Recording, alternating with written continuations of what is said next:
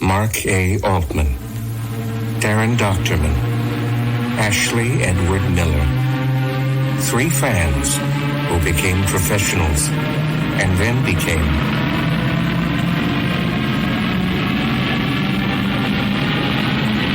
Trexperts.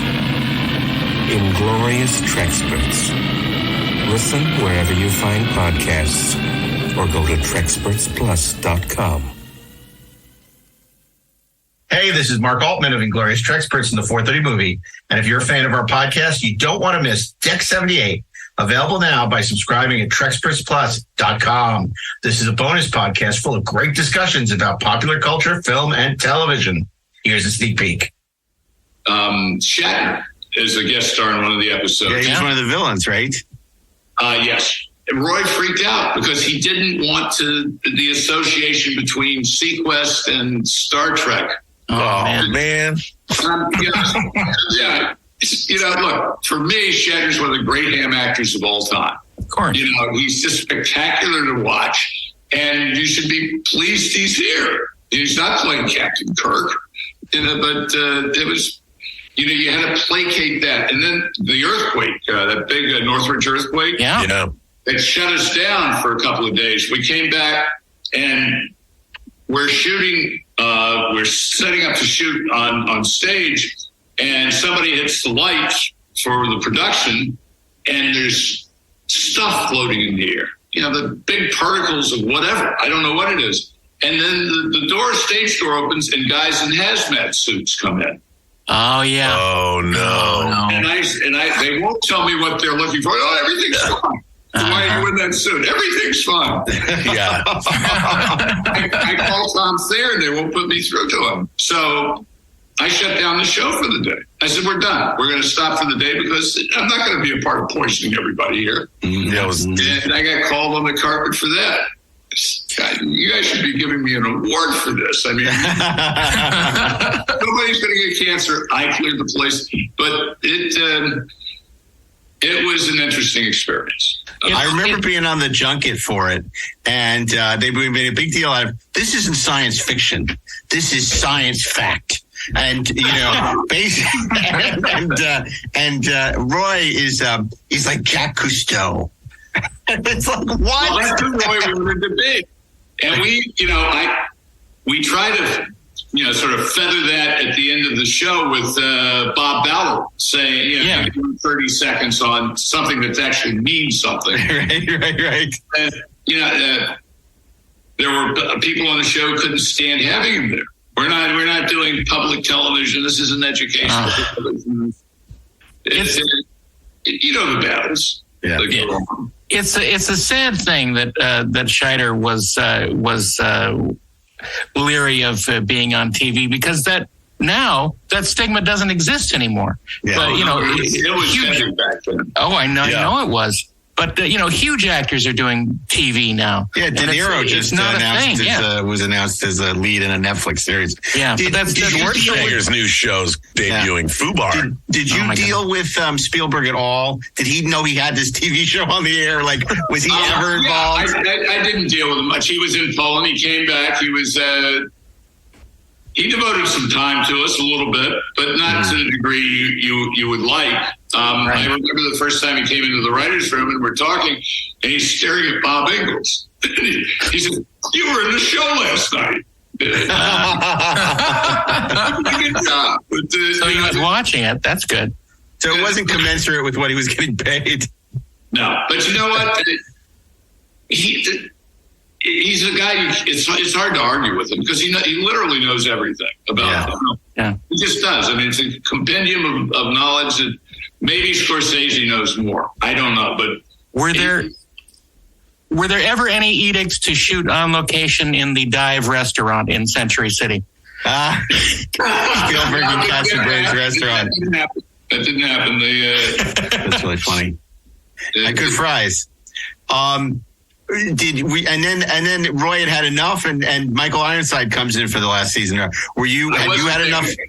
You were gone by then. I was just there for the first. I was there for the first season. I moved it to Florida, ended the second season, and then I went off to do other things. Yeah. I think I felt like the people I'm guessing Amblin. The executives insisted on doing the show so they could walk to the set from the Amblin offices. Sure. They had a great facility in Florida that wasn't being used. It had all the things you want in a show about being underwater that you could access within 10 minutes of where you are, certainly within the zone, and shoot underwater. There's a place called Weeki-Wachi. I don't know if you guys know that, but there's a mermaid show there. It's crystal clear spring waters, and they have a theater underwater with, glass that must span 30, 40 feet and 12 feet high, looking out onto the water. You could have done so much there, but they didn't want to do that. It was it's a lot of hubris on the part of a lot of people who wear suits and ties. Yeah, that happens. That's for sure. So subscribe today at TrexpertsPlus.com and don't miss a single episode of Deck 78. Fire the Rockets. Hey, this is Mark A. Altman, one of the co-hosts of Inglorious Trexperts. And if you're a Trek fan, you owe it to yourself to pick up the 50-year mission, the complete, uncensored oral history of Star Trek. It's available wherever you buy books, digital or audio. And speaking of books, check out my new book about the making of John Wick. They shouldn't have killed his dog. Also available wherever you buy your books. You see a pattern happening here? Well, what are you waiting for? Get on it.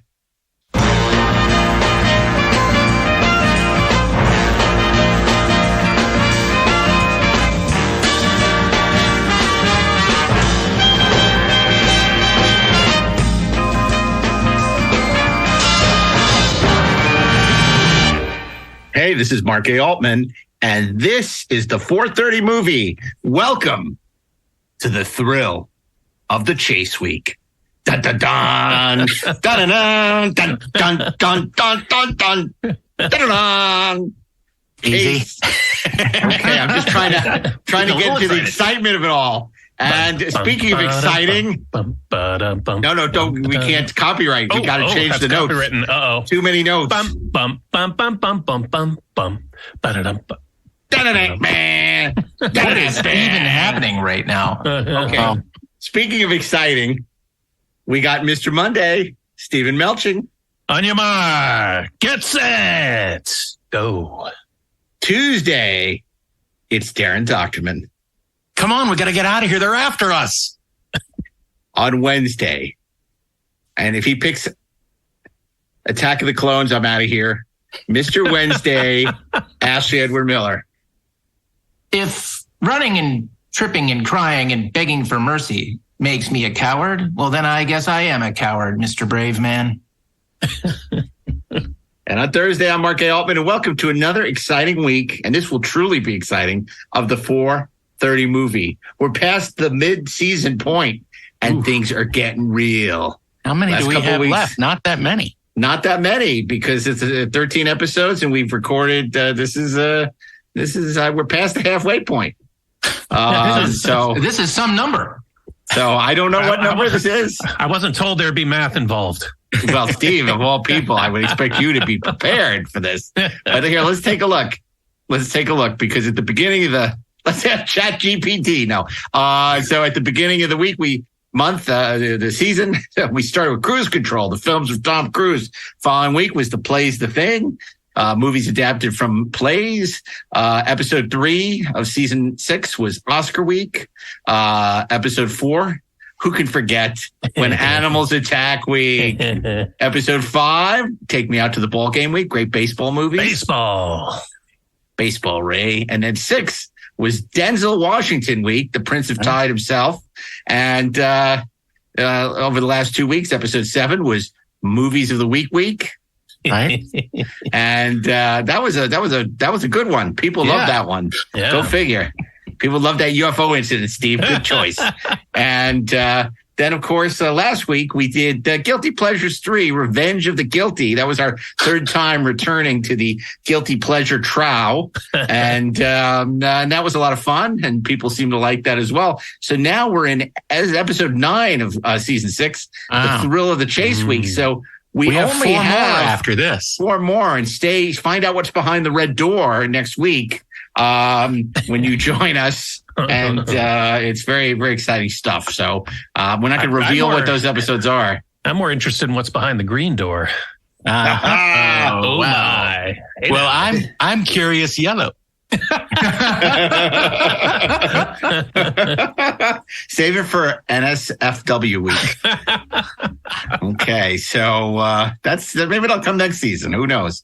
Okay. So I got to ask you guys, it's Thrill the Chase week. Presumably these are great car chases, but I don't know. Could be people on foot, Any chase. people running. I don't know. People any kind on of chase. feet week. So, but my question for you, if you were in a car chase, what is like the ultimate car that you would want to be in? No question. A Cobra 427S. That's what I want to be in. 0 to 100 and back in 10 seconds. If you own one of those, you've got a little thing around your license plate that says my other car is slower. That is the car that you want. What about you, Steve? What kind of car would you want to be in if you're being chased? Oh man, I don't know. From cars, something that gets that has a long range, so I can keep driving. I don't have to stop for gas. So it won't be a Tesla. No, No. Okay. I mean, great acceleration though.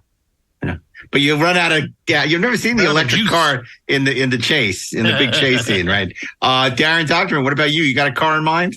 Yeah, I'm going to be in the truck from Duel. Ooh, the truck from Duel. Interesting. Well, guys, I think this is a no-brainer for me. Aston Martin DB5. Got it. No stopping me in that. Except for that little old lady with the machine gun and gold. Except that every time he's driven it, he's been stopped in it. Yeah, that's true. I'll take the DeLorean time machine, because then I can go back in time to before the chase. Before the chase begins. Yeah. Because Steve wants to experience the power of love. Always. Yeah. You think Huey Lewis is always on the radio in that car? Oh, I can only hope. Yeah, that'd be awesome. There's like a playlist with one song and one song only. Now, I got to ask you then, this brings up another question. Our good friend Dave Rogers, Emmy winner for The Office and volleyball player and nacho eater extraordinaire. He has a Knight Rider. He's got a kit. You mean he has a kit? Not Knight Rider. He has a kit. He has the kit car. He's got one of the Knight Rider cars. So my question is, Steve, if you could have a kit or a DeLorean, which would you prefer? Well, I mean, the DeLorean can travel in time, and if it has the hover conversion, it can fly. So it's it's pretty multi-purpose. It can't talk though, which is maybe a good thing, because William Daniels would be a little annoying after a while, I think. Darren, one of my favorite vehicles I've ever seen, and I'm not talking about the Landmaster from Damnation Alley, but you used to have a Pathfinder that you transformed into the Batfinder. I put the 1966 graphics on it. And changed the sticker on the back to say from Gotham Toyota. It was a lot of fun, but it's gone now, and it remains a good memory. I never wanted to ride shotgun in that car because I felt it made me Robin. Well, my license plate said WRZROBN. Where's Robin? Oh wow! I don't think I ever knew that. That's really awesome. Yep. Darren would drive down Sunset Boulevard. I'm looking for Batgirl. No, Batman doesn't look for Batgirl. Never goes down. He looks for Catwoman. Fun if you ever read. Why am I blanking on his name? Use your words. The actor who played Robin. Burt Ward's autobiography. The women were chasing them everywhere. Yes, I'm sure that was true. Even for Mr. Ward. That's why he carried what he did in his utility belt. Or Burton Jervis III. By the way, I have to tell you, a couple of weeks ago, we recorded a wonderful episode of the Deck 78 with David Burke, where we talked about Wise Guy and Crime Story and Sequest, and apparently Kenny Wall is listening to it. He heard it was a great episode, and he wanted to check it out. So we're gonna have to find out what Ken Wall thought. That's awesome, fantastic! Yeah. Congratulations. So it's always good to hear when the people you're talking about are interested in what you're talking about in most cases. It's a few times maybe spend they don't listen, but in most cases it's good. So what about you? You Ashley have you have a Tesla. I do. And what if you could have any car from the movies, television, what would it be? Oh wow, man. That is such a tough call. I mean, there is absolutely a car that I would take, but I feel like when we start getting into that level of specificity from the movies, we start naming movies. But from television, I've got to say, you know what? I have always been a fan of the Night Industries 2000, especially like before the questionable third season where she got all the mods and looked weird and had to have pursuit mode. It's like, well, why does it need pursuit mode? It already had pursuit mode. It already went like 300 miles an hour. That was pretty great. So I would totally take that. Darren has an amazing replica of the Batmobile. I got to tell you, I would love to have one of those Futura 1960s Batmobile, 66 It's Batmobile. 6 scale, and both I and Mr. Burnett have one. Well, good for you both. We are. How wonderful. It is good for us. How wonderful for you. It is the only car that Rob Burnett owned. I don't know. May I ask how much you spent for it? You may ask. Fair enough.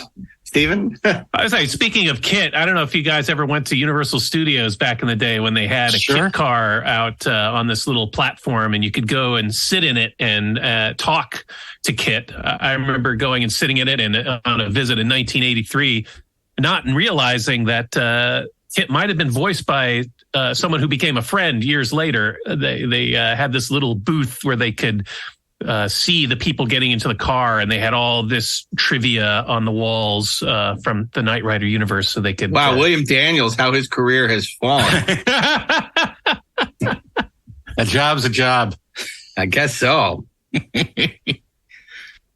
You said there was somebody else, the voice of Kit, that was doing. No. I mean, it was just kids working in a theme park. Oh, did you do that? Pedro Pascal. No, but when I worked at Universal Studios as a puppeteer in the early '90s, and some of my colleagues at that attraction had worked on Kit, doing the voice while it was there. It's funny, you could get away with that back in the day. Now the kids would be like, "That's not canon." That you know. Who'd have thought, Steve, that you'd be the one to pull the strings? Pull the strings. Oh my God. I want that badass car that Captain Picard had in Nemesis. No, you don't. I don't. I don't. I so don't. Okay. Well, this is going to be an interesting week. I'm curious to see what chase scenes resonate for all of you, and how they make the transition to great movies or maybe not great movies. I mean, there could be terrible movies that have great chase scenes in them. We're about to find out as we curate another fantasy theme week of classic movies. This week, the theme is Thrill of the Chase. Great chase movies, great chase scenes, rather. So as always, Steve will start us off on Monday. What do you got? What do you say? What do you know?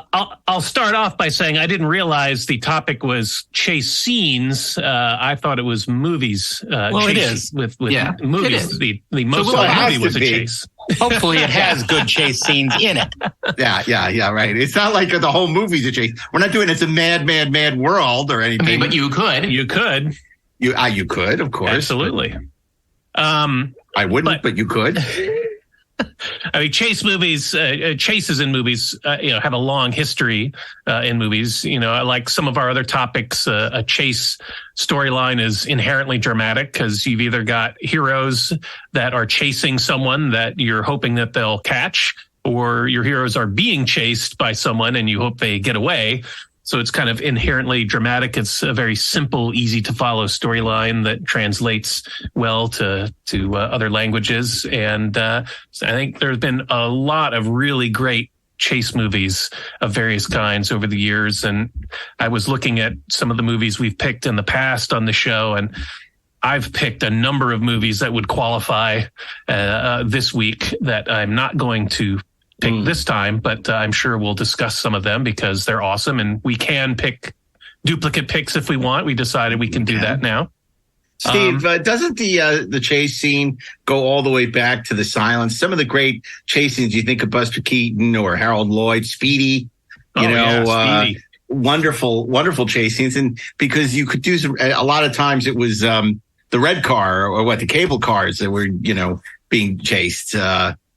There's a great Buster Keaton movie where, the title escapes me at the moment, where he's being chased by the police and he does all these great stunts and grabbing onto the cable car as it goes by and getting in various vehicles and it's just inherently cinematic, using speed and editing to create an exciting sequence or movie.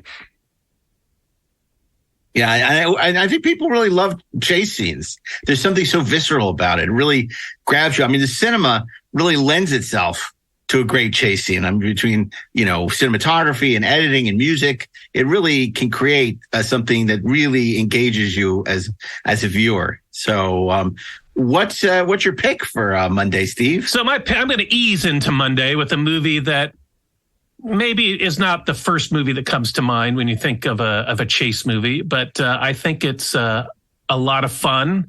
It can be summed up in a single word. Let me guess. Say anything. Different kind of chase. I thought it was like chasing. I didn't realize it was okay. And the word is serpentine. Yes. Oh, what a great pick. What a great pick. Of course, I'm speaking of 1979's The In-Laws. He's a dentist from New Jersey. Making house call? Yes, one of those emergencies. He travels a lot on business. I work for the CIA. He's got a successful practice. Mr. Hershon, I cannot work this way. He's got a dubious past. You were involved with the Bay of Pigs? Involved? That was my idea. In 48 hours, his son is marrying his daughter. Could I borrow you for a couple minutes? What's 5 minutes for a member of the family? Where are we going? Just over to my office. I want you to break into my safe. And what happens in between will bring them together. For better? Did we hit the little boy on 6th Avenue? Or for worse. Oh, I'm not him. He's my in-law. Look, here's my card. Oh, God, oh, God, oh, God. To have and to hold. I'd really like a chance to explain. No explaining! Just get out of my life! In sickness? What are you laughing about? He was thrown out of the agency late last year in a mental. A mental, you heard me right. And in health. To honor and to obey. In the dirt! To love and to cherish. I'll kill him, I swear to God, kill him!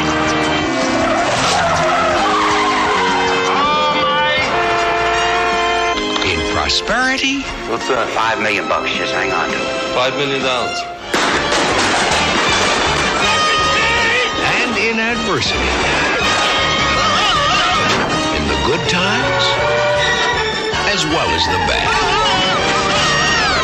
So long as they both shall live. Come on, Vince, what's the plan? I'm wide open. What do you got in mind? If any person can find just cause why these two should not be joined together, let them now speak or forever hold their peace. Call it off. Stay the hell away from him. Come on. We cannot wait any longer. Alan Arkin, Peter Falk, Warner Brothers proudly pronounces you In-Laws. The In-Laws.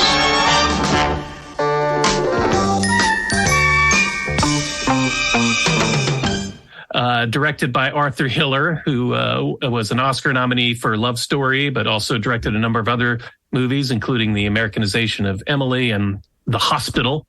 It was written by the great Andrew Bergman, who wrote Blazing Saddles and The Freshman and Honeymoon in Vegas and Fletch, a terrific comedy writer. Had a great score by John Morris, who composed the scores for most of Mel Brooks's movies, including Young Frankenstein, The Producers.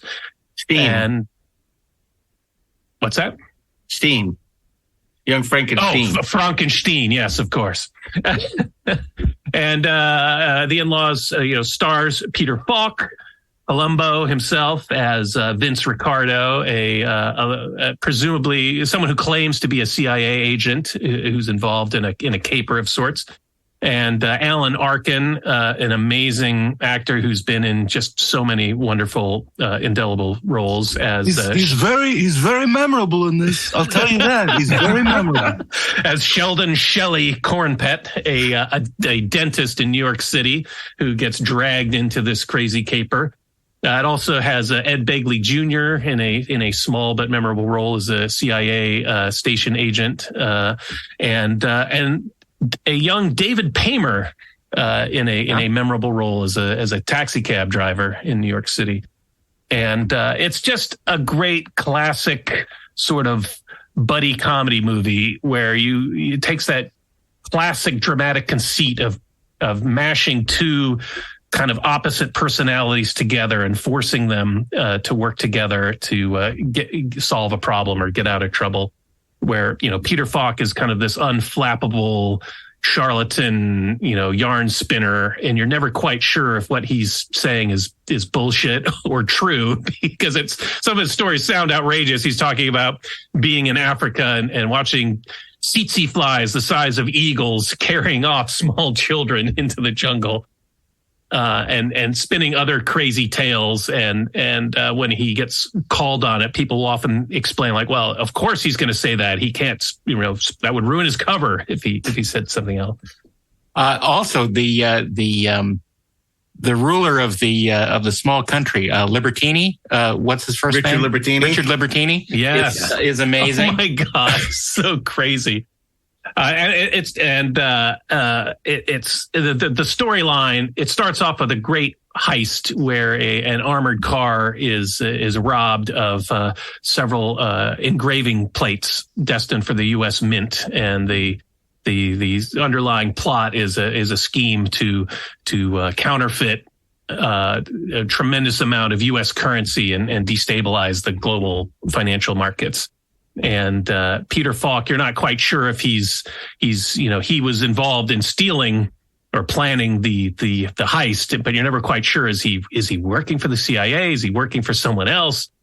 And the conceit is Peter Falk's son is about to be married to Alan Arkin's daughter, so Arkin and Falk meet for the first time right before the wedding, and because they're going to be in-laws. They're going to be in-laws, and Falk draws Arkin into this crazy scheme, and they're chased all over New York, and the chase follows them down to this small Central American island, and back, and it's just a really fun movie full of just funny little foot chases and car chases and serpentine. Yes. So much of the joy is watching Alan Arkin try to deal with these situations. There's a great shootout in New York City where this hitman is chasing him around this parked taxi cab, trying to shoot him. He keeps ducking down. It's just so ludicrous.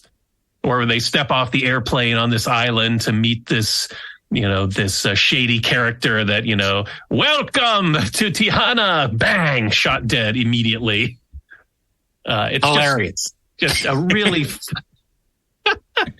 I think one of my favorite parts is they need to get the keys to this car, and they're in the pocket of the dead man lying on the tarmac. And he runs out, grabs the keys and runs back towards the car, and while Peter Falk says, "Yep, serpentine," so he runs back out into the line of fire so he can serpentine back to the car. It's just so silly. It's so funny. This film has always been the bridesmaid for me, never the bride. I've almost picked this a bunch of times on the show and never found the right week for it. And I'm so glad you picked it. And I had such a crazy story at the dentist with this one, because I'm in the dental chair and I got this crazy dentist, this weird dentist. And I said to him at one point, he says, "Oh, don't worry, this is going to hurt." I said, "Just don't go all marathon man on me." And he goes, "Wait a second." He goes, "You're in the business, aren't you?" I'm like, yeah, I'm in the business. He goes, "I'm sick of you guys always making the dentist the bad guy. Why is the dentist always a bad guy? He's always like trying to torture or kill." He said, "More dentists have committed suicide than any other doctor." And I'm like, "Oh, that's really maybe interesting." It's that unstable people choose dentistry. And I'm like, this guy has like a drill that he's about to put in my mouth. So I'm like, well, my favorite dental movies about a dentist is the In-Laws. And he's like, yes, why can't they make more movies like that? And thank God he spared me. Thank God for the In-Laws. Look, more dentists are behind the scenes funding movies than there are in movies. That's right. It's Dentist Week. On Tuesday, it's Marathon Man. But Steve, that's a great pick, and it's just such a fun movie. And I think it's a film maybe a lot of people don't know. It also is another contributor to why 1979 may truly be the greatest geek year ever. Well, it was, I think, the 16th or 17th highest grossing movie that year. It was very successful. And I forgot to mention, I got to credit my wife for this pick. It's possibly her favorite movie of all time. And I told her about the topic. She said, "Oh, the In-Laws." Like, "Oh, great idea." So we watched the excellent Criterion Collection Blu-ray edition. So in other words, this isn't your pick for this week. Yeah, it's your wife's. It is. Okay, that's fine. Just as we know. Okay, now we know. But there's a great audio commentary track on that disc, like Falk, Arkin, Hiller, and Bergman. I think all do the commentary track. And on Monday, it's Dana Melching. Well, considering she's going to be taking over Trexperts, I think that's fine. Okay, well, that's a great pick. Great pick. And of course, that brings us to Tuesday and Darren Doctorman. That brings us to Tuesday. And if I had a DeLorean time machine, I would take us back to 1998 for this movie, because it is none other than John Frankenheimer's amazing Ronin. You ever kill anybody? I hurt somebody's feelings once. I never walk into a place I don't know how to walk out of. Oh, I know you. I don't think so. It's a small world. Not in my experience. He was hired to lead a mission. This is what we're after. To recover a package. We need to take it intact from several men who will be intent on preventing it. Nice. My kind of job. That some are willing to die for. Relax, darling. Just a game. Could you take a picture of me and my wife? Get the background. This guy goes for the case. Other guy's protecting the principal. Oh, they're good. And everyone is willing to kill for. I want $100,000. I want it up front. I want another $100,000 when you get the case.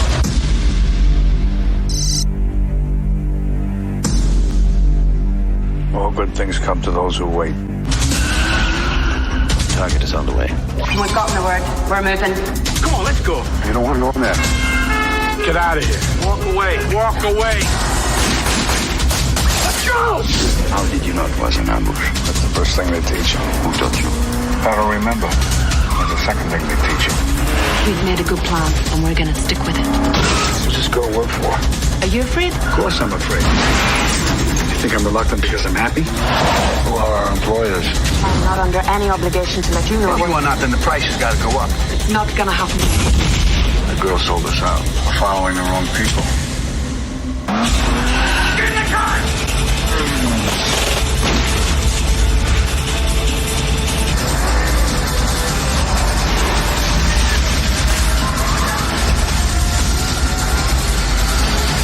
United Artists presents Robert De Niro. I won't hurt you.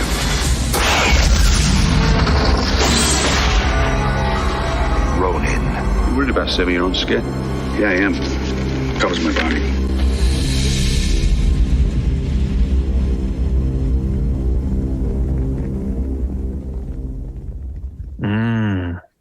starring Robert De Niro, Jean Reno, and Natasha McElhone. It is the most grown-up, fun sort of spy caper movie ever, and it has some of the most amazing car chases ever put on film. And of course, Frankenheimer is old hat at that kind of thing. But it is truly an amazing film because the performances are great. De Niro is really quiet in this one. He hardly says anything. But he has, he is a person with certain skills, and he uses them, and to quality effect. It is a mystery where the truth of it is never fully revealed. It is a chase by many factions against other factions, and you don't really know whose side anyone is on. And it's quite amazing. It's extremely well done, and the suspense is in every scene, even among the people that are supposed to be our friends and collaborators. There is much tension about who's on whose side and who is there for what reason. And there's a great scene where De Niro shows his prowess in sort of supplanting the plans of other people in the group. And it's really well just done. ambushed you with a cup of coffee. Yeah, exactly. Never go in somewhere you don't know how to get out of. Well, that's true. And it has surprises around every turn, literally. And the cinematography is amazing, and the direction is almost inhuman. It is incredibly well done, and it never loses its reality, even though some of the things that are happening are completely would be unbelievable in other movies. But it never loses its reality hook. The first time I saw it, I was blown away, and I watch it every year or so, and it never gets stale. Ronin, which of course means a warrior without a master, and that's what De Niro plays. What's in the case? What's in the case, Darren? What's in the case? It's probably the same thing that is in Pulp Fiction. Marcellus Wallace's soul and Gwyneth Paltrow's head. They moved in together. They're like the odd couple. Only different. Man, I love Ronin, and that the car chase that is, to me, like there's a couple of them actually. There are, yeah. but the Queen Mother. Yeah. I mean, that to me is the thing that just makes Ronin just stand apart. Like it's so beyond great. And what's great about it is that it shows off everything that makes for a great car chase. It's not just that the stakes are clear and high. It's not just that the obstacles are interesting, but they are believable. And what Frankenheimer does is he puts you inside the car, man.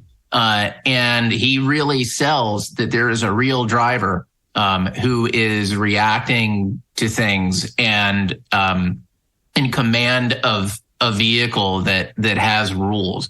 It doesn't ever feel like he's cheating with editing. Right. It never loses clarity or coherence. And you just get a sense. And this is another thing that I think is you rarely get in car chases, especially now, especially in the world of CG. You feel the mass of the vehicles and the implications of that mass at speed. Yeah. And it doesn't just seem like, it's a video game, which is what I love most about it. And it's funny. There's all those, those stories about like, is Michael Bay like John Frankenheimer's love child? Well, let me tell you something. If he is, and look, Michael's a nice guy, but if he is, it's like whatever the gene is that like makes John Frankenheimer capable of saying, what happens when a man sits behind the wheel of a car and drives the unholy shit out of it? I'm going to direct that and show you that gene. And apparently, it's a recessive gene. It's a recessive gene. And Look, I would disagree. I'm totally with you. I love the fact that this is a movie in which gravity exists. The laws of physics exist. There's no CG. I mean, it's remarkable. I got to say, look, I'm not a big Michael Bay fan, but like the car chase in The Rock, which has no reason to exist, That's true. Is a great car chase. That's fair. It's a great. It's ridiculously tacked on to a movie it has no place in, but it is actually a great car chase. That's fair. Yeah, so, Ronan. Look at that. Look what we just did on this show, you guys. We just stood up for Bayhem is what we did. Go figure. And that's the last time that will ever happen. You were going to say something, Steve. Oh, I was just going to add that Ronin is such a smart movie. The storyline, the characters are just really well drawn, and the stunt driving is impeccable. And I think we picked this movie as a Friday pick like 3+ years ago. So it's been a while since we talked about it, but you can't talk about it enough. It's I think a movie that is often overlooked and forgotten that really deserves a place in the pantheon. One day we should kind of have like a 430 movie Hall of Fame. The movies we keep coming back to that people don't realize how great they are. Like everyone knows like Casablanca is great, right? We don't need to champion that. But it's like The Godfather is great. People know that. We don't have to champion that. There's a couple of movies that we keep coming back to on the show. Crimson Tide, there are a couple of movies, not shower week, and this is another one of these movies that we've picked a couple of times, and every time I feel it's totally earned. And if one person goes and watches it who's never seen it, they're in for such a treat because it's such a special movie. Remember, this was the return to form of Frankenheimer. Yep. Frankenheimer had done these amazing movies like Seconds and Manchurian Candidate, where he was reinventing movies. He was reinventing cinema. I mean, he was just like on the cutting edge, out there where you got to be. And then he did the cutting edge. And then he ends up doing crap like the remake of Island of Dr. Moreau and, in the 70s and a bunch of other crap. And you're like thinking, okay, he's done. And then one of his last movies, and this is, why Quentin's thing is such bullshit about, I'm only gonna make 10 movies because old people can't direct. Ugh. Well, there it sits. John Frankenheimer, I don't know how old he was when he made this, but this movie is as vital and as kick-ass and as groundbreaking and as awesome as anything made by any 20-year-old. And it's a great movie, and I'm so glad. I couldn't imagine not having this in Chase Week because it truly is one of the great chases in cinema history. Yeah, I'm sure we'll talk about it later, but there's another, older filmmaker that made another pantheon-worthy chase movie. Who knows if we'll hear from that? I know exactly what you're talking about. I wouldn't be surprised if it did show up. And of course, Steve's talking about Rob Cohn is the Fast and the Furious. No, he's not. Definitely not. Not on my ship, mister. Okay, well, that is a fantastic pick. Again, what a week this is shaping up to be. And now we go to Ashley. Well, I'm gonna change the pace of the chase. That rhymes a little bit on Wednesday. I am gonna move us from the streets to feats. I rhymed again with a little science fiction ditty from 1987. And I want to read you guys something. It is the opening text from this film, which is pretty shocking. Lee Majors like in The Last Chase. By 2017, the world economy has collapsed. Food, natural resources, and oil are in short supply. A police state divided into paramilitary zones rules with an iron hand. So far, that doesn't resemble anything. Television is controlled by the state, and a sadistic game show called The Running Man. In the year 2017, an innocent man accused of a crime has a choice. Hard time or prime time. Sensational. Perfect contestant. I want him. He must pay or play the running man. On your mark. I'll be back. Go! The highest rated TV show in history. Guess they want us to stay. It's a game between life and death.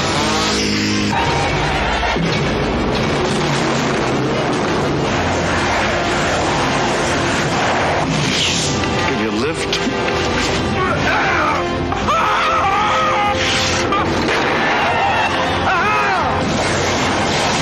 Arnold Schwarzenegger is the running man. He's playing for a prize. The prize is his life. How about the light? The running man has become the most popular program in history. All art, music, and communications are censored. No dissent is tolerated. And yet a small resistance movement has managed to survive underground. 1987's The Running Man, starring Arnold Schwarzenegger, set in 2019. It is one of the most shockingly goddamn prophetic science fiction films of all time. Like, you watch that movie and like Los Angeles is pretty much Los Angeles. It's pretty crazy. So the premise is, and I know you guys can't wrap your heads around this because like it doesn't resemble anything that like we're seeing today. Inside like this like heavily like controlled police state, we've got people who love reality shows. They love their completely insane game shows, and the most insane of all is The Running Man. The Running Man game show basically takes the people that society doesn't want, and it puts them up against gladiators who wear ridiculous costumes and chase them across Los Angeles and try to kill them. It's Richard Dawson plays the host of The Running Man, and he is fantastic. Like you go to see this movie and you can't believe that. Wow. Richard Dawson, who knew? American game show host. Let's see if it's up there. The Running Man. Survey says. Yes, it is. It was based on a Stephen King novel, writing under the name Richard Bachman. The action actually like holds up incredibly well. It is bizarro. It's weird. But again, like the thing that I just cannot wrap my head around, is, okay, so I'll put it to you this way. So in the last week, I've watched 2 science fiction movies that were set in 2019. I watched Blade Runner and I watched The Running Man. Blade Runner got it horrifically wrong. The Running Man got it pretty right, to the point where Maria Conchita Alonso, like, who I guess is in 2019, Maria Conchita Alonso comes home and she tells her computer to do everything. And it all sets up. It turns on the TV. It makes her coffee. It's basically, and I'm not going to say the name because then my computer will answer me. It's that. Like, that's the world that she's living in. Everything is bread and circuses. There's a huge homeless problem. It's bananas watching this movie. There is like, look, it's the usual cast of loonies from any movie written by Steven D'Souza in the 80s. So, you've got Arnold, you've got Jesse Ventura. Yaphet Kotto is in this movie, and he is awesome. Yet it's so weird to see him in this film. It's just, like I said, it's got a lot of like really insane-o action films as our heroes are pursued across LA by these gladiators. There's an insane sequence in a skating rink, on a hockey rink. You name it. You tell me what top that you don't think this movie can go over, and it freaking pole vaults right the hell over it. Wow. Also, it was directed by Starsky from Starsky and Hutch, or was it Hutch? Michael Glazer. Oh, Michael Glazer. Oh, right. I think he was directed Band of the Hand. Yes. That's right, which is not one of the great action movies of all time. I love it that we picked yet another Arnold Schwarzenegger movie on the 430 movie. He's like a perennial. Yeah. No, I remember. I don't think I've seen this movie since it was in theaters.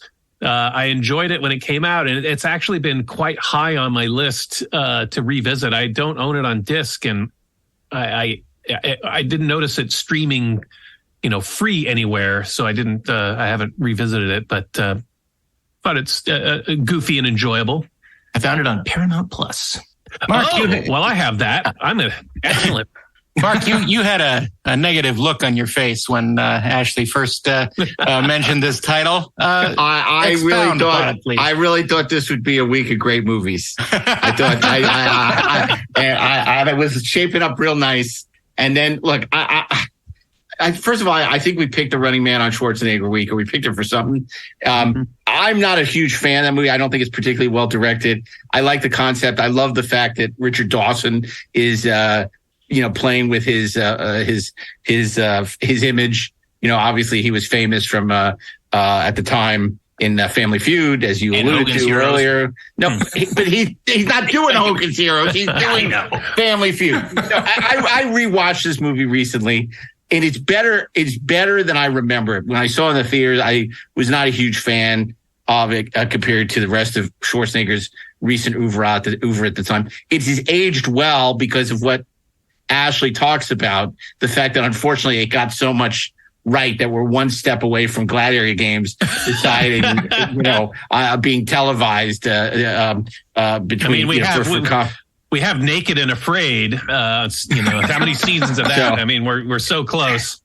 I mean, as a great chase movie, I don't think so. It has running in the title, I guess so. Well, they are, in fact, chase. But it's not well directed. It's not well directed. I mean, the chase. When does that ever stop? What is best about that is the script and Arnold's one-liners, and you could say, okay, people. The people they have to fight, or there's some cleverness going on. And Zero now There's runner in the title of Blade Runner. Richard Dawson movie. Yeah. I mean, I was sort of kidding when I said, I hope you don't pick Attack of the Clones. Now I'm wishing you had. Attack of the Clones. That chase over Coruscant. Oh, geez. Yeah. It's still awful. Yeah, well, of course it's awful. But I would consider Blade Runner a chase movie. It's Harrison Ford chasing down these replicants. Yeah, not really. He's walking. He's not really running. Roy Batty we need the old chase him. Blade Walker back. Blade Walker. He chases people in fits and starts. Yeah, don't think so, Mr. Melching. He chases Rachel. Yeah, he does. He catches her. He chases Zora. Depends which version you've seen. Not really. He shoots her in the back. She's the one running. He chases her a little ways, and then gets winded. But you know what chase looks cool? Yeah, and you guys can say I'm crazy. I think that the chase in the Duck of Death looks great with Harrison on horseback going into the subway. I think that's going to be really cool. Yeah. I think that looks great. Chase was great. The one in Kingdom of Crystal Skull. No. I love that second trailer for Indy. Yeah. I want to believe, baby. Me too. I'm Fox Mulder. I want to believe. I think it looked great. I can't wait. You. Well, then you know what happened to Fox Mulder. That's right. Yeah, he was on too many seasons. and he moved from Vancouver to California. So, but we'll see. We'll see. I hope. I want to believe. So the running man. The running man. Yeah. He's really running from himself. I don't know what I'm running from. Yeah. Okay. There you go. It's a pick. It's a Wednesday. It's a Wednesday. It's a Wednesday. What the hell's wrong with you? It's a Wednesday. So, oh my God. Somebody on social had something about, look, did you see Cloak and Dagger came out on 4K? It's like, no, how come nobody talks about this movie? It's like, how about nobody talks about movies? All Ashley ever talks about. That's a good week. My pick that's a good week title. Nobody talks about these movies week. Nobody talks about this whole show is nobody talks about these movies. All the people talk about is the fucking Marvel movies. Well, I can talk about how excited I am about the Criterion Collection's July announcements with me too. One False Move and the Bud Boddicker box set and After Hours. What a month. Oh, and how about that artwork on After Hours? It looks so great. I can't wait. So good. And I can't wait to see the special features on that. And the only thing about the Renowned Westerns, which I can't believe they're coming out in 4K, which is so exciting, is that they can't get 7 Men From Now, the Batjack from Paramount. Because that would just be perfect. But it's still, Ride Lonesome, which was VistaVision or Scope, in 4K, cannot wait. That's a day one purchase. Yeah. Yep, absolutely. Okay. I'm just trying to avoid talking about the Runaway now. Thursday. Thursday. Run along listen, to Thursday. Here's the thing. I had my pick all locked in. It's called Move Along Home. Yeah. So look, here's the thing. I thought, okay, In-Laws, Ronin, great. And so I could go with my pick, which I thought would be fun, little palate cleanser, but now I can't go with it. So my pick was going to be Spy Love Me because I love that chase. And it goes from being a car chase to an underwater chase. The Lotus becomes the submarine car. That's awesome. Okay. But it's frivolous. Okay. It's frivolous. And after Running Man, I can't be frivolous. We got to go with like the real deal. So I'm going to forget all this nonsense like Spy Love Me or even The Matrix Reloaded, which is a terrible movie, has a great car chase, right? That's the best thing about the movie. Yeah. But I can't go with that because you put me in a situation where I got to go with the real deal. And you said it earlier, Ashley. You said no CG, real car, real stakes. You're going to bring out the big gun, aren't you? I'm going to bring out the big gun. I'm going to go with the obvious pick since nobody else has done it. The French Connection. Of course. All right, Popeye's here. Get your hands on your heads. Get off the bar and get on the wall. What's my name? Popeye Doyle. If he doesn't like you, he'll take you apart. And it's all perfectly legal because Doyle fights dirty. You want to take a ride there, fat man? And plays rough. Anybody want a milkshake? Doyle is bad news, but he's a good cop. We're going now. Bye. How many times have I been downhearted, looked up and saw him smiling like a shining dime? Yeah. And hoped that he would stay and tell me why he was so happy if he had the time. Who is that clown? Jewish lucky man. What about the last of big-time spenders? Naked? No, you? He's spreading it around like the Russians are in Jersey. They say we stick around and give him a tail. Our friend's name is Boca, Salvatore Boca, B-O-C-A. Well, downtown, they're pretty sure he pulled off a contract on a guy named DeMarco. That's not a drop. I'll open up a charge for you at Bloomingdale's. B-O-C-A. Doesn't miss. And then on our own, after working a whole day and night, we tail him to Brooklyn. And we sat on him for practically a week. Now, who do we come up with? The French Connection. A millionaire exporter with a record too clean to be true. And Doyle knows it. But he's been known to make mistakes. Your hunches have backfired before, Doyle. This time, he can't afford to be wrong.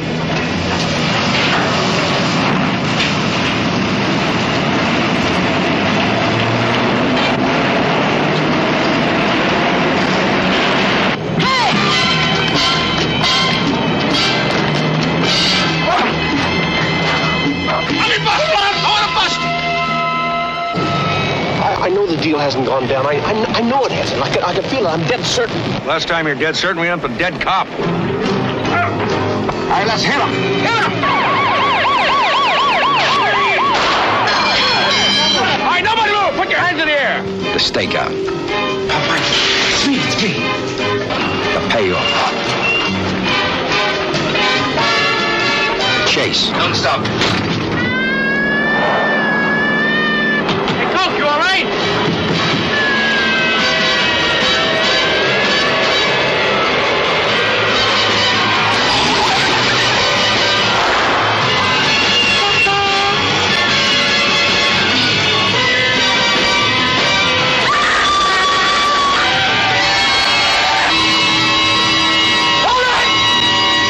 French Connection. I mean, and a lot of people say, oh, well, 72, 74, movies have come a long way. No, they haven't. They haven't. Yeah, they haven't. They really, truly have not. And what's so great about that, and I love it, anybody who knows anything, who's read the freaking biographies, listened to commentary or making up, they didn't have permits. Yeah. They didn't, they weren't supposed to be doing what they were doing. They put these crazy people in the streets of Brooklyn, and believe me, there are enough crazy people in Brooklyn as is, and just have this car underneath the elevated subway, chasing this thing, and literally, people could have died. Yeah. Now, they didn't, thank God. Well, but they could have. As far as we know. Yeah, it's a big cover-up. But that is such the audacity of that. What a great thing. So he's, Roy Scheider, Gene Hackman, Popeye Doyle. He's chasing this. He's chasing this French assassin, hitter, and he gets on the subway, and he chases a subway car, a subway with his car. Yeah, I mean that is so awesome. A couple of years later, you see something similar in Taking Pelham 1, 2, 3, where Walter Matthau is trying to catch up with the train. It's not as cool. That's an amazing movie too. That's another on our list of movies you must watch. But this is so great and it's so brilliantly directed. I mean, was freaking amazing.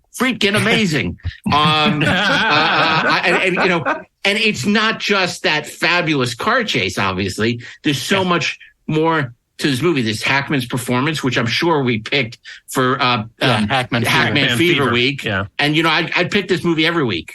Yeah, it's playing at the Cinematheque in a couple of weeks. That's right. Yes. And we're going to go see it. Well, don't forget, French movie week. It starts off with a great foot chase with Hackman dressed up as Santa Claus. Santa Claus. Somebody picks their feet in Poughkeepsie. That's correct. We should have picked that for Santa Claus week. And then you also have that great cat and mouse with the Frenchman on the train with the cane, where he's going in and out of the subway car, and then he's trying to catch him, and he's tailing him the whole time. So great, such a great movie.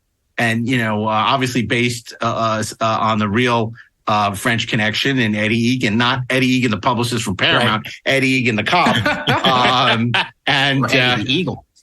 It's such and that's a movie. It's funny. I don't think I saw it until maybe 10, 15 years ago at the Cinematheque for the first time, right, when I think Friedkin was speaking, because I just thought it was some cop movie from the 70s. I've seen a lot of them. Which it is, right? Which it is. And I didn't think, I thought, okay, how great is this going to be? Yeah. Well, no.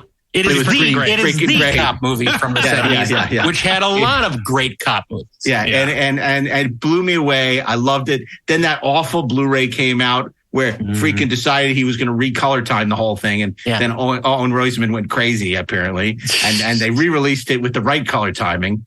But man, I love this movie. And that chase, and it's only 10 minutes on screen, if that, is amazing. Plus, there's a couple shots from it in the opening to That's Hollywood. Yes. Oh, yeah. I was about to say that.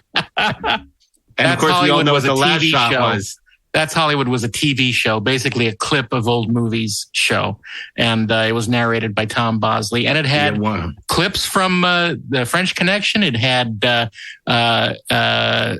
Raquel Welch in it, showing a wet shirt. And it had Darth Vader's TIE Fighter every week. And it was great to see. The Death Star blowing up at the end. Because it was from Fox. Fox produced That's Hollywood. So it always had a bunch of Fox stuff in it. I would always tune in just to see that TIE Fighter, that split second, that 2-second shot of Darth Vader. Because that's all we had. It's all that we had. That's how lame it was as kids. Yeah. YouTube. It wasn't even on a home video. You turn on at 7:30 at night. That stupid That's Hollywood, no matter what they were covering. And there are a couple of these That's Hollywoods that Fox has on a couple of their DVD Blu-rays. I don't know if they've made the transition, but I know on DVD there were a couple of movies that had the original That's Hollywood making ofs. It may have even been French Connection. I don't remember, but you still can find it. A few of them floating around. I'm sure they're on YouTube. Yeah, probably. But you know what the 70s did have, Mark? The French Connection in a movie theater. Yeah, that's right. No, what a brilliant movie. I revisited it just last year. It's one that I watch every couple of years. And I mean, it just holds up beautifully. It's such a well-told story and impeccably directed and wonderful performances. Hackman is amazing. Yeah. And so is Roy Scheider. Yeah. I mean, look, everyone in that movie is great. And you know, and I think we said this, as great as the first one is, the second one is terrible. Yeah. That's right up there with like Exorcist 2, like these terrible sequels. And that was Frankenheimer. Yeah. That was Frankenheimer who directed the second one, you know, and, you got a lot to answer for. That's really funny. So that's our pick for Thursday. Now, Friday, so many options. Yeah. So let me just apologize, please. No, I'm not going to apologize at all. I will say that when you said you were going to go with like, you know, the sort of the granddaddy of them all, like car chases. Look, I think you made an absolutely fantastic, 100% spectacular, amazing pick. But I thought you were going to say Peter Yates' Bullet.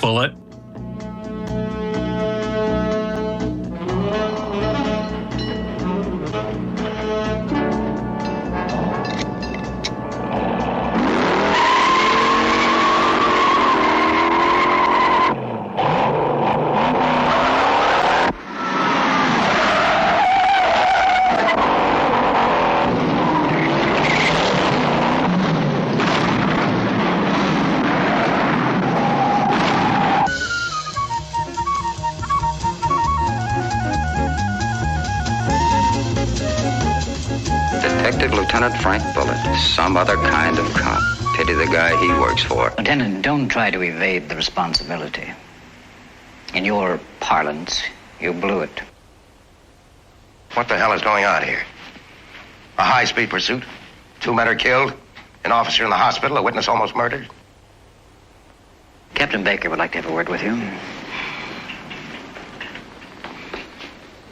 Now listen to me, Lieutenant. All right, nail him. I want him written off. Do you let anything reach you? I mean, really reach you? Or are you so used to it by now that nothing really touches you? You're living in a sewer, Frank. Day after day. With you, living with violence is a way of life. Living with violence and death.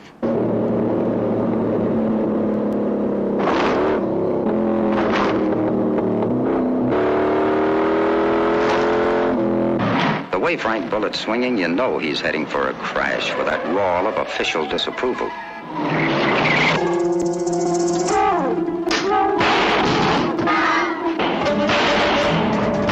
But when some rare Chicago blood starts spilling in San Francisco, they hand Bullitt the money. Now, what went wrong, Lieutenant? Who else knew where he was? What? Who else knew where he was? What have you been implying? Well, they knew where to look for him and they used your name to get in. Are you suggesting I disclosed his whereabouts? You believe what you want. You work your side of the street, and I'll work mine.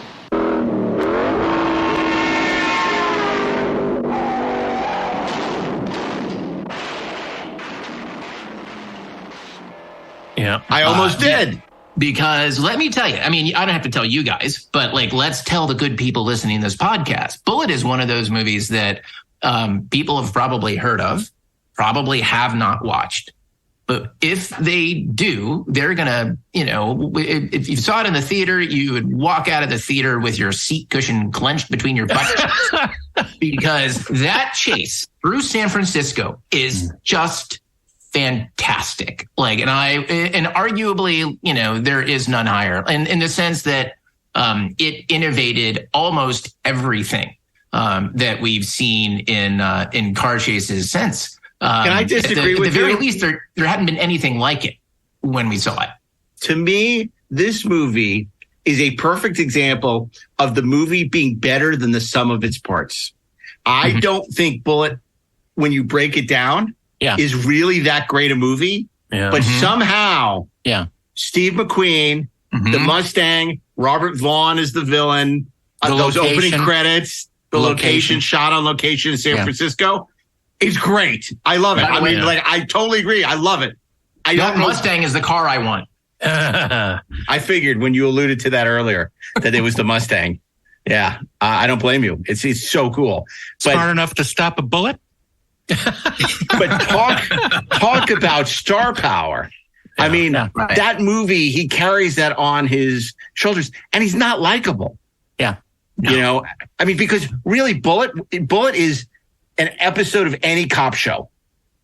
Yeah. If you really break it down, the plot of it. Oh, the corrupt guy and the guy in the witness relocation program who the mob wants to hit, and then it's like it's just like it's kind of dopey, right? But it's freaking great.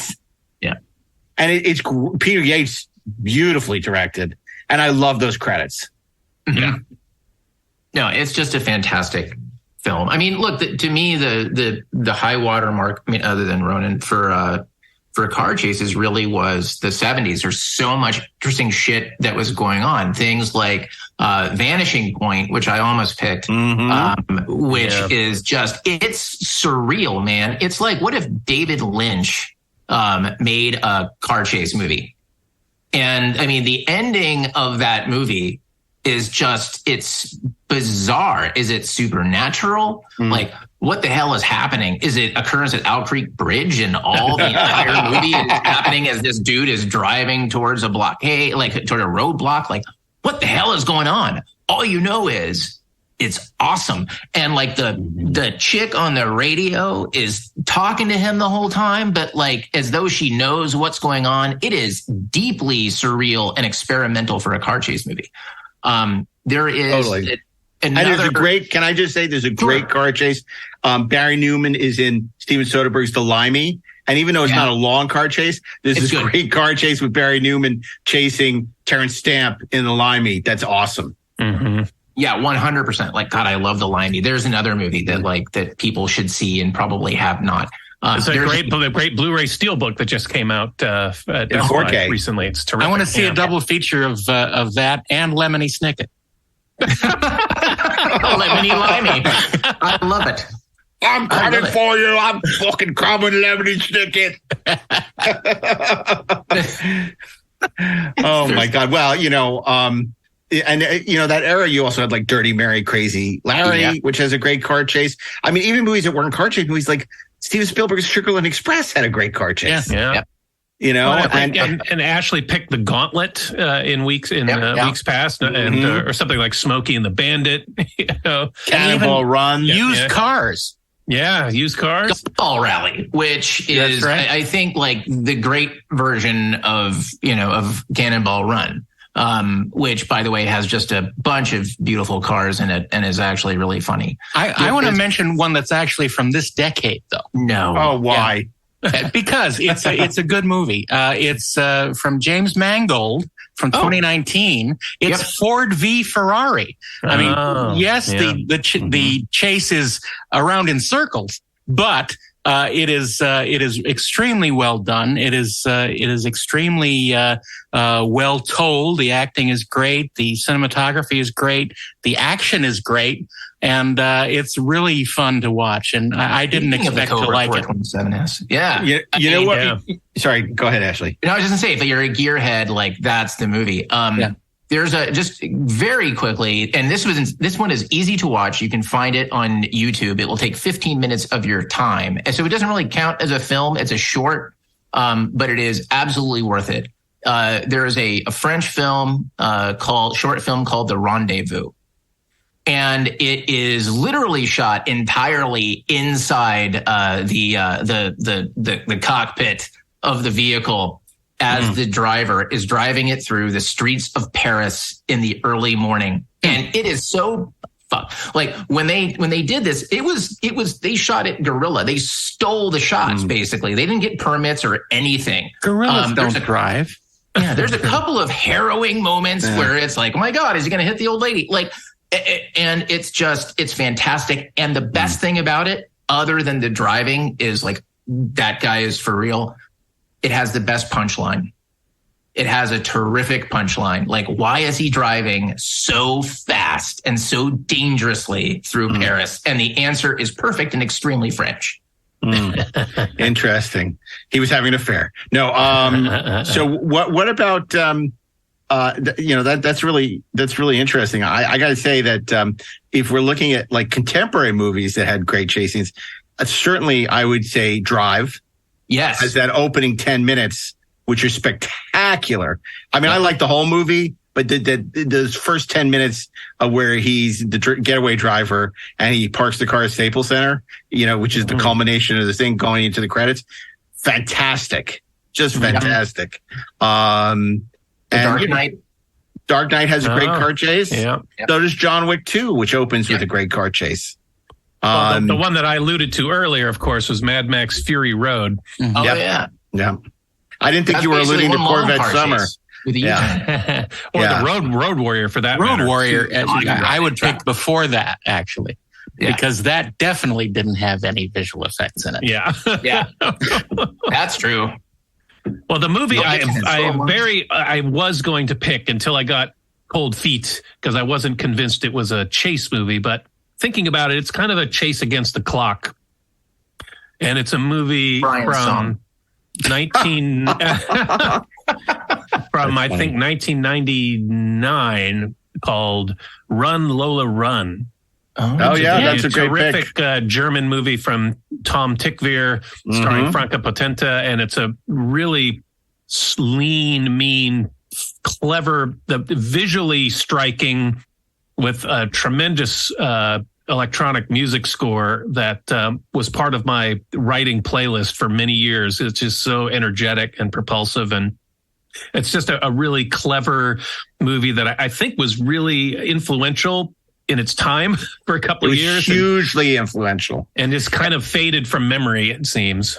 Every 10 years, there's like some art house movie that breaks out as a mainstream action movie. And like in the 80s, it was Diva. Remember in 1982? Diva, yes. Yep. And then I felt like you had Run Lola Run.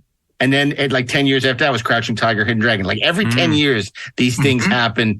And Run Lola Run was that. Like it was like people who normally wouldn't see a film with subtitles, an art house film, went to go see that. And it's great. And it was super influential. And that's probably how she landed in Born Identity. That is exactly how she ended in Born Identity, which has some great car chases, all three of them. Yep. The first one, the second one, and particularly Born Supremacy had that great car chase to Russia.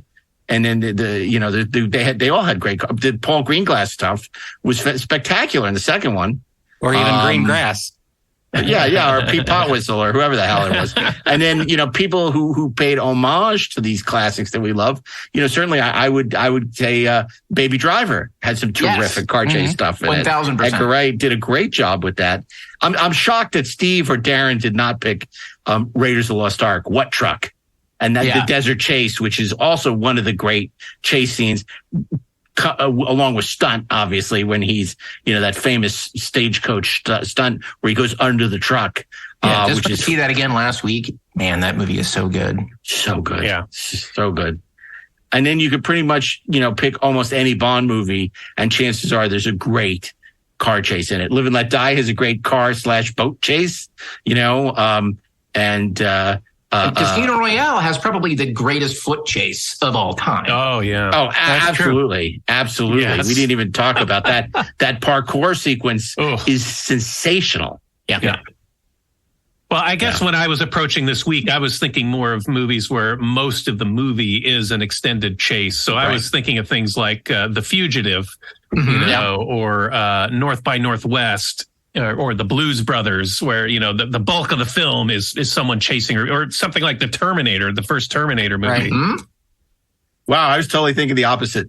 I think movies with great chase scenes. Totally is what we get for not preparing for these things. Like Steve, the Blues Brothers has a great chase scene going through the mall, the shopping mall with the car. That's a lot of fun. I love that chase through the mall is fucking brilliant. And I love the chase, the extended chase from the venue into the county clerk's office in downtown Chicago. It's so funny with, it's just this ridiculous and unreasonable amount of police cars and the good old boys Good old Blues Brothers boys. The only time I ever saw anything like that was in one of the Love Bug movies. It was Herbie Rides Again, where he goes into an office building, then up a elevator into an office, which was awesome. And then you have Friedkin comes back with To Live and Die in L.A., which has a great car chase as well. And if Rob were here, he would have picked that. Yeah, he would have. Of course he would. He would. He's a huge Friedkin fan and a huge fan of To Live and Die in L.A. Freaking fan. Yeah. Both Italian Jobs have great chases. That's true. I thought for sure Darren was going to pick something like Midnight Run. I'm not a fan of Midnight Run. Really? I think we mentioned that. I think we talked about this before, and I was surprised then, as I'm surprised. Yeah, I'm surprised too. I saw it once, and I'm good. Wow. The Hunt for Red October. I just want to say I saw it when it opened, Darren. Firefox. And I felt like you. I didn't love it. I thought it was fine. I watched it again a couple of years ago. Maybe I'll give it another look. Okay. I think because movies suck so bad now, things we didn't love back in the day look a lot better in retrospect. I had the same experience because I remember seeing Midnight Run when it came out because there was a lot of buzz about it because of the casting and everything. I thought, it's okay. It feels a little overhyped. And I watched it again a few years ago like, wow, this movie's really good. Before you know it, you're going to watch Corvette Summer and think this is a masterpiece. Oh, wow. Grand Theft Auto. Yeah, that's true. Gone in 60 seconds. Or Eat My Dust. If we want to go back that way, sir. Yeah. Okay. Well, look, we got to figure this Friday we got to figure it out. Logan's Run. Well, now you're really stretching that. I mean, that's almost stretching it as much as Running Man. I'm holding for Plankton and Fish of the Sea Week, and then maybe we can pick it. Unboxing Week. Plankton and sea greens and protein from the sea. And of course, Mission Impossible has a bunch of great car all chases, the Mission Impossible movies, running chases, all kinds of stuff, motorcycle chases, really spectacular stuff. But again, we're getting to the area of CGI. It's seamless in many cases, but it's still CG. It's still green screen. I mean, that's again going back to my pick, French Connection. I love it because it was all real. And you can make that case with Bullet. It was all real. Yeah. Or it could go exactly the opposite and go to one of the ones that we picked before, Speed Racer. Right. Ugh. I know Steve picked that for Guilty Pleasure Weeks, but I can't be a party of that, especially after the Running Man locked into Wednesday. Oh. What about Death Proof? Quentin Tarantino's. I'm not a huge fan of that, but it does have a spectacular car chase. Well, if I ever make a self-aggrandizing movie review book like Quentin did, I will not include it in mine. That's funny. Anybody want to put land on anything? Anybody you want to park this baby? I mean, there are so many different ways of looking at kind of what this Friday represents, but to me, I think that the choice should be Bullet, because as you said, the movie is so much better than the sum of its parts. And the thing that elevates it, it's not just that it has a great car chase scene. It has an iconic car chase scene. And it elevates it beyond what it is. I'm inclined to agree with you, although I do feel like I'm on a mission from God, so I do want to put Blues Brothers out there as a potential alternative. But I think we should go with Bullet. No, we have picked Blues Brothers before for SNL week, I believe. Right. So then forget it. We should go with Bullet then. Don't forget the paper chase, because it does have the word chase in the title. Oh my God, that's hilarious! Oh, that's funny. Nicely done. I think we could have just called this week, Movies for Dudes Week. That would have been just fine. No, that's not true. Dana picked The In-Laws. The In-Laws. That's true. Well, that's right. I stand corrected then. I'm fine with Bullet. Number one with a bullet. Friday. Okay. Yeah, I'm definitely down with that. That is a great and iconic chase. And Steve McQueen, you got The Getaway, but I prefer Bullet to The Getaway. Oh, yeah. Yeah. And I love Peckinpah, but I would go with Bullet over And of course, for Ashley, Peter Yates also directed Crawl, so that's another plus for exactly. Wow, that's one that I run fast away from. So maybe that's the glaive will catch you. I don't know why you're running. The glaive will catch you. I still can't believe that Eddington on Deep Space Nine is Ken Marshall from Crawl. That's just insane. Now there's another week, like movies that like should have been great week. It's just movies that should have been great week. Right, it's like Monday, Rain of Fire, Tuesday, Crawl. Movies we thought would be amazing. Great. Yeah. That's really funny. The poster lied to us week. The poster lied to us week. That's a good one. That's really we good. Should do that. Movies with great one sheets that completely disappointed us. Wow. So many. Well, I think we have a week. I think we do. And let's go through it one more time. So you can turn on the 4:30 movie and watch these movies on home video or streaming on Max. On Monday, Steve, remind us what we're watching. Monday, it's Peter Falk and Alan Arkin as in-laws in The In-Laws. And Darren, on Tuesday? It's Robert De Niro and John Frankenheimer's Ronin. And on Wednesday, Ashley Edward Miller's pick. Arnold Schwarzenegger won't fire on helpless people, and neither will I. In 1987's The Running Man. On Thursday, it's not Spanish, it's not Russian, it's not Italian, it's The French Connection. And on Friday, it's number one with a bullet. What a week. Thrill of the Chase week. Some great movies. And The Running Man.